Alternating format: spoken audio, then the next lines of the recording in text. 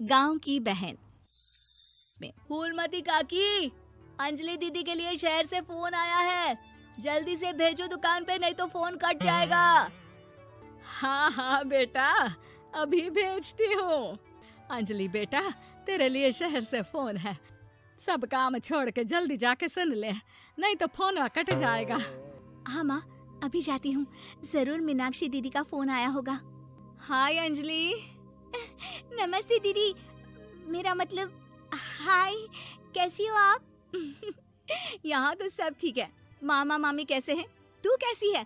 मेरे तो एग्जाम्स होने वाले हैं, हर रोज कॉलेज जाना पड़ता है, lectures, extra classes, private coaching. ओ मैं तो इतना थक जाती हूँ, क्या बताऊँ। आपकी कॉलेज वाली बहन जी आपको इतना पढ़ाती है, तो घर कब जाती हैं आप दीदी? अरे नहीं नहीं, ये सब सिर्फ मेरी प्रोफेसर नहीं पढ़ाती, मैं अलग से दूसरे टीचर्स के पास भी पढ़ने जाती हूँ। दीदी फिर तो आप बहुत थक जाती होगी ना, आप ना पैदल मत जाया करो, टांगा ले लिया करो दीदी। नहीं मेरी भोली बहन, ना मैं पैदल जाती हूँ, ना ही यहाँ टांगा मिलता है, मैं बस से जाती हूँ और थोड़ी दूरी के लिए रिक्शा ले लेती हूँ। सच्ची? वहाँ पर टांगे नहीं बस चलती है? वाह, वो भी हर रोज? हमारे गांव में भी बस आती है, दिन में 2 बार। यही तो खास बात है शहर की, यहाँ बसें पूरा दिन दौड़ती हैं सड़कों पर, और सिर्फ बसें ही नहीं, कार, स्कूटर और ट्रक भी, और तो और थोड़ी दूरी पर तो हवाई जहाज भी है, जहाँ से हवाई जहाज आसमान में उड़ते हैं। अच्छा दीदी, मैं फोन रखती हूँ, बुआ जी फूफा जी को मेरा नमस्ते कहना। हाँ माँ, हम लोग शहर में क्यों नहीं रहते? बुआ जी, फूफा जी और मीनाक्षी दीदी तो शहर में ही रहते हैं। अरे क्योंकि तेरे बुआ जी की शादी शहर में हुई थी, इसलिए बेटा। शादी से पहले वो भी तेरे पापा और दादा दादी के साथ गांव में ही रहती थी। तो फिर माँ, मुझे शहर भेज दो ना, मैं भी शहर देखना चाहती हूँ।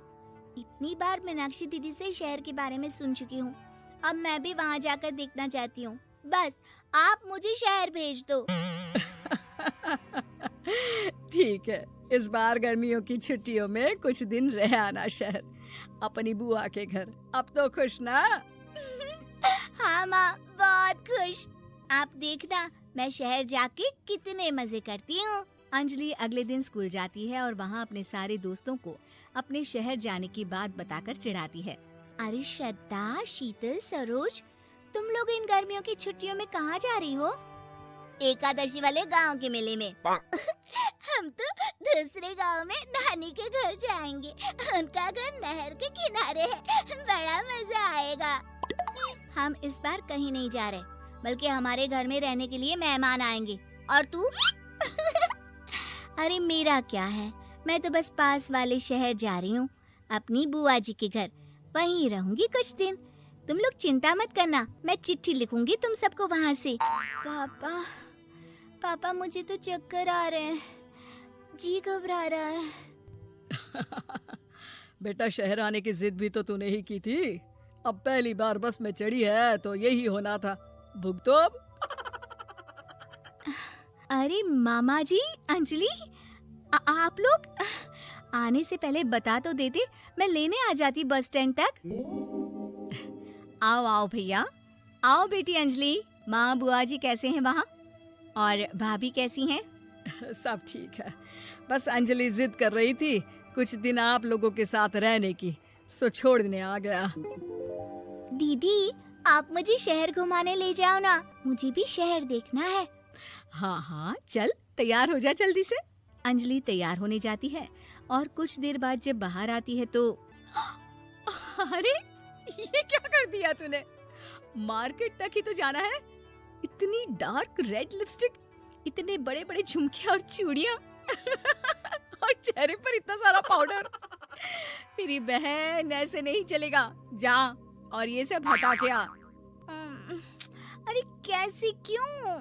मैंने शहर आने के लिए इतनी मेहनत से ये सब इकट्ठा किया था, और वैसे भी मैंने देखा है मोहल्ले की राधा काकी के टीवी पर एक फिल्म चल रही थी, उसमें हीरोइनें ना ऐसे ही तैयार होकर जाती है घूमने। सब पता है मुझे, मैं तो ऐसे ही जाऊंगी दीदी। अंजलि शहर की चकाचौंध को देखकर बहुत हैरान और खुश होती है। ऊंची ऊंची इमारतें, सड़क पर दौड़ती गाड़ियाँ, बड़ी बड़ी दुकानें, उसकी एक्साइटमेंट का ठिकाना नहीं था। दीदी, ये छोटा सा कमरा सड़क के किनारे क्यों रखा है? इसमें कौन रहता होगा? ये कमरा नहीं, पीसीओ है, पीसीओ। यहाँ पर लोग फोन करने आते हैं, सिक्का डालकर। ओ, हमारे गांव में तो दुकान पे ही जाते हैं बात करने।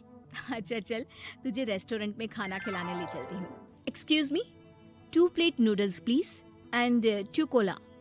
मीनाक्षी को ऑर्डर प्लेस करते हुए अंजलि बहुत ध्यान से देखती है और थोड़ी ही देर में ऑर्डर लेकर वेटर आ जाता है और खाना टेबल पर रख देता है।